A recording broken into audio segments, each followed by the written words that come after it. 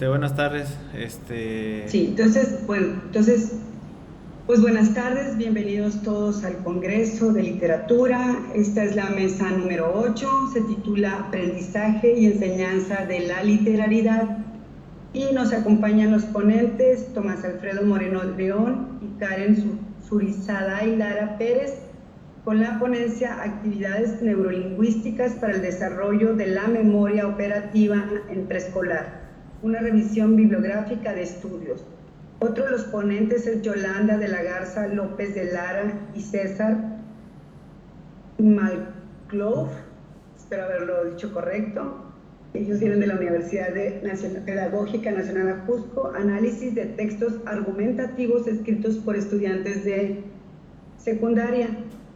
El tercer ponente es Tomás Saucedo Vaca de la Universidad Autónoma de Ciudad Juárez y se titula Formación de lectoespectadores escribidores en nivel medio superior. Y la última ponente es Elena Ríos Higuera, Miriam Adriana Noriega Jacob y Francisco Javier Sotomayor Andrade de la Escuela Normal Superior Plantel Hermosillo, y la ponencia se titula Prácticas docentes para el desarrollo de la escritura académica en estudiantes normalistas. Bienvenidos, tenemos 15 minutos de lectura, vamos a apagar los micrófonos y les cedo la palabra a Tomás Alfredo Moreno de León. Hola, muchas gracias por la presentación. Antes que todo, pues agradecer por... ¿Tiene apagado su micrófono, Tomás? ¿Lo puede encender, por favor? Ya se lo escucho. Yo hace un momento hice la prueba y sí, creo que sí me escuchan. Sí, escuchamos, ¿sí? Maestra.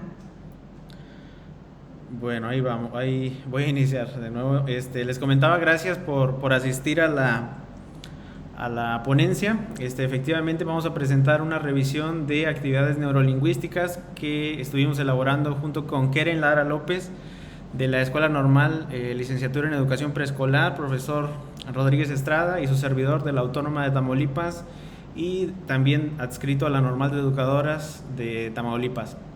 Esta presentación, me confirman, me imagino ya la pueden ver. Está organizada en 5 momentos. Primero haré una muy sucinta introducción y lo mismo con el marco teórico. Profundizaré un poco más en la parte metodológica y en los resultados, y cerraré con algunas breves proyecciones y conclusiones. En cuanto a la introducción, bueno, lo que guía este estudio es la pregunta de cómo es que se ha estudiado el fenómeno que implica las actividades neurolingüísticas y el vínculo con la memoria operativa, específicamente en educación preescolar y con énfasis en la parte de la comprensión de textos. En este sentido, hemos elaborado este estudio que busca evaluar investigaciones que hayan indagado en la memoria operativa y en actividades neurolingüísticas, es decir, que la hayan estudiado en conjunto, específicamente en la educación preescolar, es decir, en años de entre 2 a 6 años. El marco teórico que retomamos es a partir de lo que se denomina funciones ejecutivas.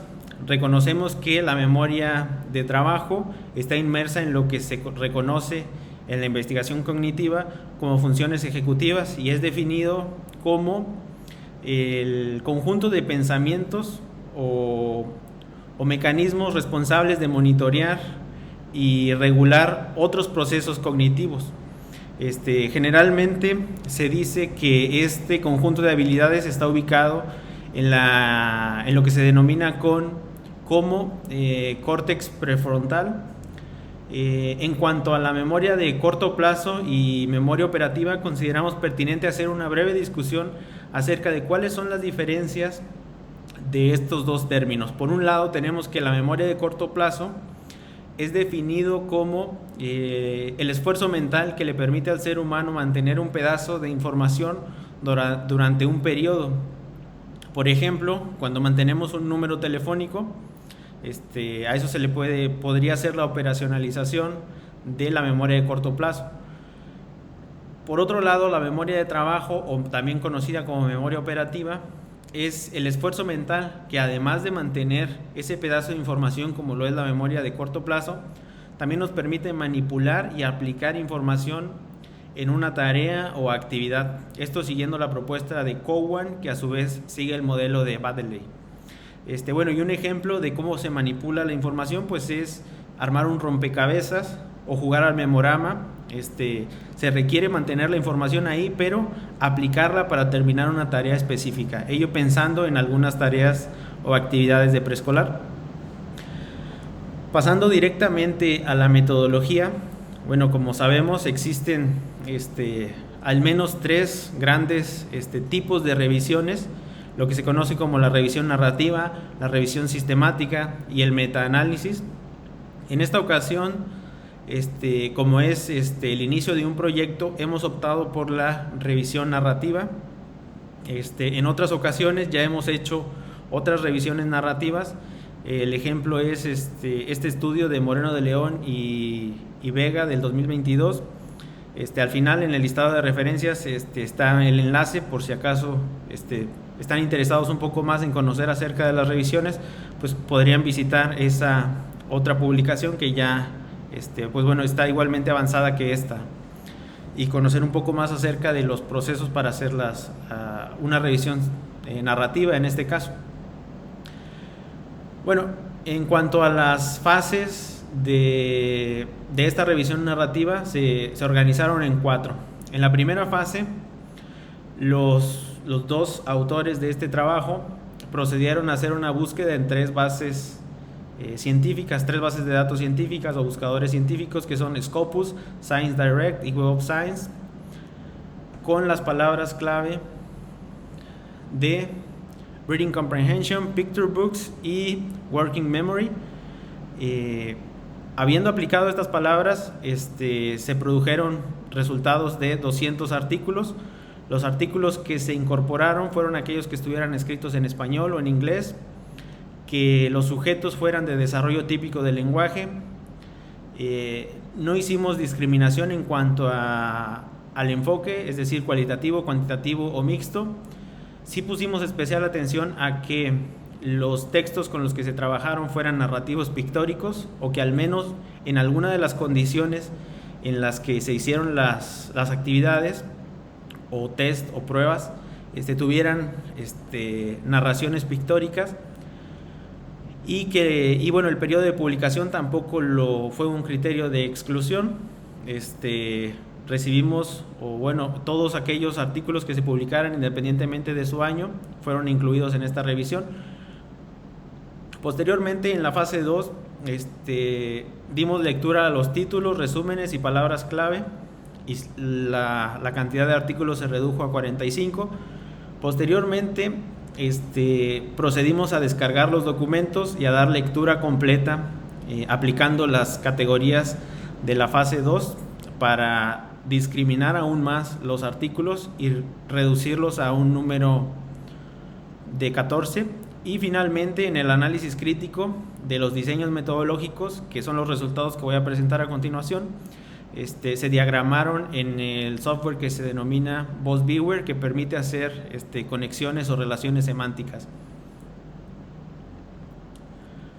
En cuanto a los resultados, teniendo una panorámica general, podemos decir que de los 200 iniciales, habíamos iniciado muy impetuosamente por la gran cantidad de documentos, pues bueno, se redujeron a 12, de los cuales 1 pertenece a Scopus, 9 pertenecen a Web of Science y 2 pertenecen a Science Direct.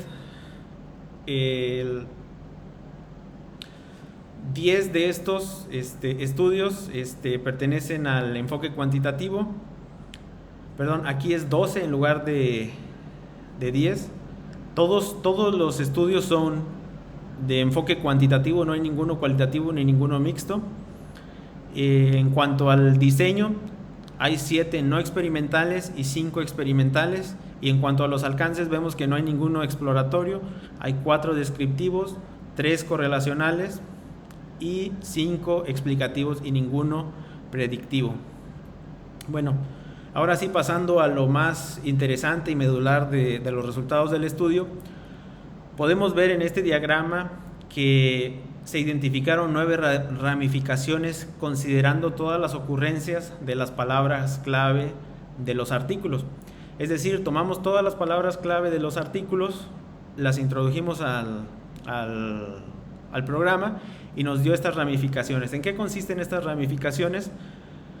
Bueno, las categorizamos de acuerdo a la propia categorización que ofrecen los buscadores. Por un lado tenemos a teoría de la mente, desarrollo del lenguaje, vocabulario, lectura, adquisición del lenguaje, flexibilidad cognitiva, educación y aprendizaje. No sé si sea visible, pero bueno, sabemos que memoria de trabajo es la variable que más nos interesa indagar y podemos ver todas las conexiones que tienen. Por ejemplo, está más cercano la memoria de trabajo a la ramificación de educación y lectura, y desarrollo del lenguaje se ubica un poco más lejos, al igual que teoría de la mente o vocabulario. Entonces podemos ver cuál es alguna de la relación que tiene estas ramificaciones y nos da una primera panorámica. Ahora, no hay que olvidar que este diagrama está hecho con cada uno de estos puntos representa al menos una vez que se repite un término. Por otro lado, este diagrama está elaborado con aquellos términos que aparecen al menos 7 veces o un mínimo de 7 veces. ¿Qué quiere decir esto? Que estas son las variables que más se han estudiado en estos artículos. ¿Y cuáles son estas? Bueno, pues tenemos 6 nodos que representan los campos de investigación. Podemos ver que la infancia o la variable niñez está al centro y se conecta con el resto, que es género. Es decir, en estos estudios les interesa mucho hacer la distinción entre géneros, la distinción también entre especie, la especie humana, porque bueno, en otros campos también estudiarán la memoria de trabajo, pero de otras especies. Y por último, también pudimos identificar que posiblemente hay 2 líneas de investigación teóricas con las cuales se está estudiando este fenómeno. No hay una predominancia por alguna de estas variables, por la ubicación que tiene. Solamente podemos decir que el centro y que la que se conecta con todas es la de la infancia. Por otro lado, estas son algunas de las actividades neurolingüísticas, más bien son las actividades neurolingüísticas ubicadas por alcance. ¿A qué me refiero? Que bueno, si hacemos un acercamiento a los tipos de alcance que identificamos, que como ya lo comenté anteriormente, tenemos el alcance descriptivo, correlacional y el explicativo, vemos alguna tendencia acerca de lo que se ha estudiado. Y para esto me voy a salir de la presentación y voy creo que es más interesante y más nítido poderlo ver directamente desde el programa. Si vemos el alcance descriptivo, podemos ver que desde lo que se ha estudiado desde este alcance es la variable del conocimiento del vocabulario, memoria oracional, comprensión de texto, atención visual, conocimiento del vocabulario, conocimiento no verbal, conocimiento verbal. Desde el alcance correlacional, lo que se ha estudiado es la percepción, el ingreso económico de la familia, es decir, cómo se vincula el ingreso económico con alguna de... Disculpa, Tomás, te quedan 3 minutos. Sí, gracias. La memoria fonológica y la escucha, también la comprensión auditiva. Y por último, desde el alcance explicativo, se ha estudiado el reconocimiento de palabras, la comprensión de texto, la discriminación de la validación de fuentes, la comprensión multimodal, complejidad lingüística y expresividad a través del vocabulario y estructura narrativa. Bueno, esto en términos de la relación que existe entre los alcances y las variables estudiadas.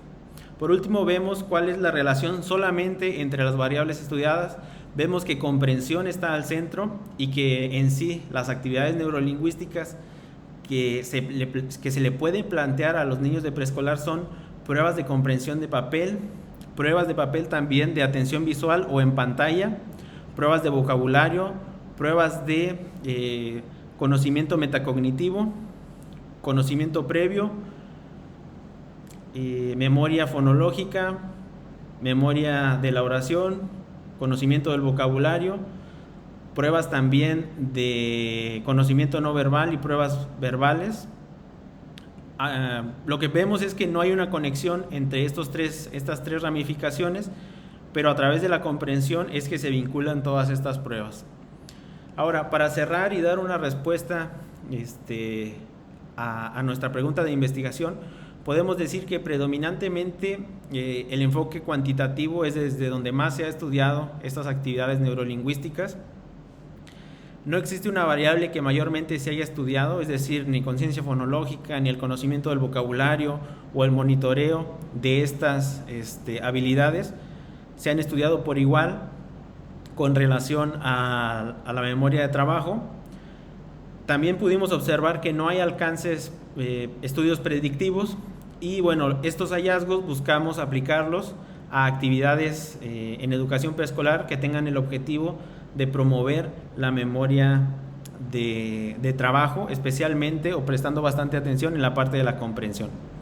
Estas son algunas de las referencias que estuvimos utilizando para esta presentación. Igualmente aprovecho para comentarles que aquí está el sitio web en caso de que estuvieran interesados o interesadas en estudios similares, que puedan escanear el QR y copiar el enlace. Y bueno, no me queda más que agradecerles por asistir a la ponencia y a los organizadores del evento por dar este espacio para compartir estos estudios. Gracias. Muchas gracias, Tomás Alfredo, por tu presentación. Y ahora vamos a continuar con la maestra Yolanda de la Garza López de Lara con la ponencia Análisis de textos argumentativos escritos por estudiantes de secundaria. Adelante, profesora. Sí, tuvo problemas ahora con su computadora y tuvo que salir. Entonces, ¿está César? me voy a permitir compartirlo. Entonces, adelante, César, por favor. Sí. No sé, ya se